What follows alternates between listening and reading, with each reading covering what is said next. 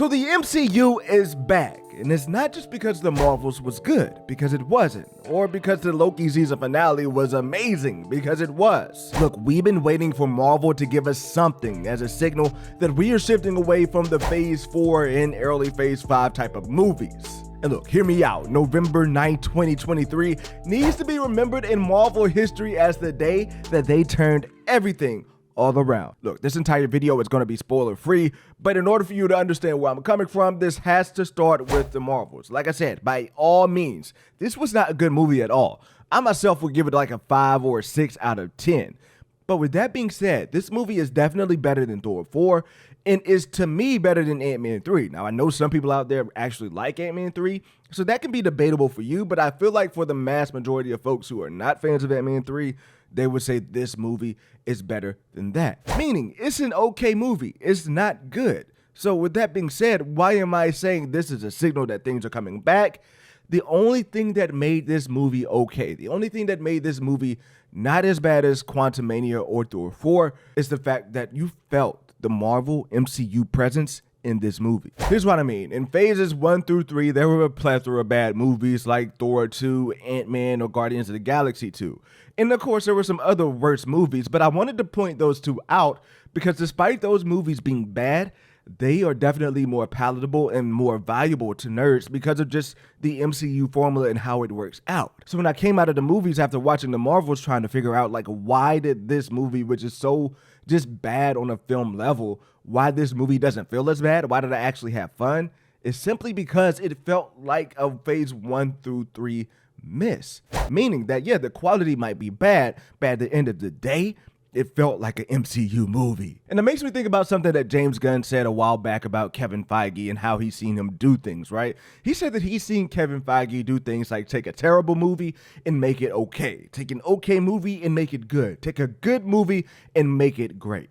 That is something that Feige has just notoriously done throughout the whole entire MCU history whenever he puts his hands on it. And given the quality of what we've seen from phases 4 and 5, where it seems like Feige hasn't even really had his hands in a lot of these movies like Eternals, he's taken his hands all the way off of projects like She-Hulk. He's saying, go ahead and do whatever you want to do. I had low hopes heading into this movie. And on top of that, going into it, seeing some of the most positive YouTubers on here and reviewers giving it negative reviews, I thought I was going to be down for a bad time in theaters. However, what I saw in the movie theater is that Kevin Feige had his hands all over this movie. He took the lemons of what was left of the terrible script, of terrible maybe editing or what have you, pacing and flowing, a story, whatever it was that was the major issue of this movie. You could just feel Kevin Feige's hand all over this movie, fixing whatever was wrong with it. And that's why I feel like people are just saying it's an okay movie, because you can see a lot of the flaws that were there, a lot of the things that would have gone wrong. I mean, let's be real, the musical scene, and again, no spoilers, but that musical scene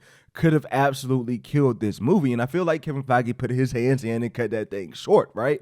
So with all of that being said, thinking about what I thought I was going to see on social media and reviews wise coming out of that movie compared to what we're seeing actually from people saying, like the mass consensus has been that, yo, this movie's actually okay. It actually works. To me, that's a W for the Marvels. Of what actually could have happened to what we actually got, it's a W in the right direction. But that was only the first W of the day, because then just hours later, the Loki Season Finale dropped. And look, it's been an awesome season to watch. I enjoyed myself throughout the entire watch party here on the channel, but let's be real, like this season has been surrounded by clouds, bruh. Like whether it's the viewership numbers being down compared to last season, everything surrounding Jonathan Majors and his legal situation and the future of Kang. But then on top of that, you even had like massive fans of this season, like myself, questioning just where we actually headed in this Loki season. I mean, I'm gonna be real. I had conversations with coworkers pretty much saying, look, I'm at this point to like, just show me where we're getting to. Show me where we're going, because we just really weren't getting a lot of answers throughout the season. Great performances, but not a lot of answers, right? Well, look, the finale rose above all of that. And like I said, I'm not getting into spoilers, but the finale to me was like a 12 out of 10. It was a perfect ending of this season. Not only just because of what it did story-wise, but because of where it pushes us moving forward. And this is something I'll get to like in my theory videos and in the next video I have coming out. But the ending really opens the door, right, for whatever they need to do with the Jonathan Majors situation. And that is like the biggest cloud hanging around the multiverse saga, because no one knows what they're going to be doing with the biggest villain. And here we see clear evidence that I don't think Marvel actually knows what they're going to be doing with the villain, but we're going to get an answer after November 29th, because whatever project comes out after that, I think we'll be headed to a clear path of knowing what they're actually doing here when it comes to Kang. Because like I said, that ending really did leave the door for them to either go with Kang or shift away from him, and that removes the biggest cloud here. But on top of that, the most important thing is that it delivered a massive W with the quality of content that it gave us. It ignited excitement and ignited a lot of questions around this. So you have these two W's together, with the Marvels being an okay movie, with Loki absolutely knocking it out the park and setting things up for the future. I say this to say that Marvel is back. And that's not to say that everything is back to normal, because it's not. Like, the fandom isn't back, the numbers and the hype aren't back. But this is the first time that we have some on-screen proof that Marvel is making this shift into the right direction. I mean, when we hear about the reports and things that's happening off-screen, behind the scenes, like with the shows that have been canceled, like Daredevil having to go through massive rewrites, movies like major script rewrites with The Blade, and even on the heels of that big-ass Variety article, it just seemed like behind the scenes, Kevin Feige and staff were working to right the ship. Because I think they realized the truth, that all of this stuff like superhero fatigue and all of these complaints that people have had about Marvel, it's not about the people, it's not about the fatigue, it's not about all of that stuff, right? It's about Marvel doing what Marvel does and getting back to themselves. Them getting back to themselves, them getting their stuff together is what's important and is what will ultimately lead to all of these things coming back.